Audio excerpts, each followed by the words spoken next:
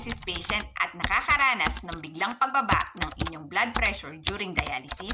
Well, kamukha nyo yung dialysis patient ko kanina. 5 minutes bago siya mag-severe hypotension, 140/75 millimeters per mercury ang kanyang reading. Pagbalik ko sa kanya, ay nag-BP ulit ang aking kasamahan dahil nagpa-check daw ng BP sa kanya si patient. Upon checking, 88/45 millimeters per mercury ang kanyang blood pressure. We give 200 ml saline bolus, place the patient on Trendelenburg position or ang posisyon na mas mataas ang binti kaysa sa ulo, activate minimum ultrafiltration sa machine, and keep her on SLED o Sustained Low Efficiency Dialysis. Nag-check ulit kami ng BP at 101/62 millimeters per mercury na ito. While looking for possible causes, malaking factor ang 2 hours lamang ang dialysis time ni patient while removing 2.5 liters at the same time. Ibig sabihin, 1,250 ml per hour ang need i-remove ng machine to get the target fluid removal. Si patient nga pala ay preferred na mag 4 times per week dialysis session but 2 to 3 hours lamang. Tandaan na kung ilang litro ang need nyong tanggalin divided by ng haba ng oras, ito ang need tanggalin ng makina per hour sa inyong katawan. Kapag sobrang taas ang dagdag sa inyong timbang, sobrang taas din ng need tanggalin ng makina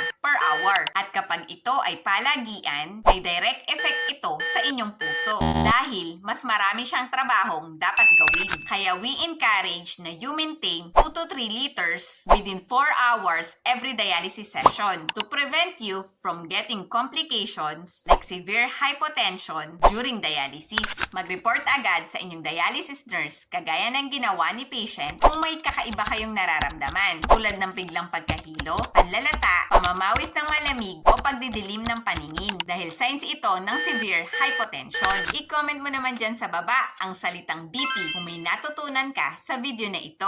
Please like, share, and follow mo na rin nang mas makatulong tayo sa iba. See you around mga kabato. Bye!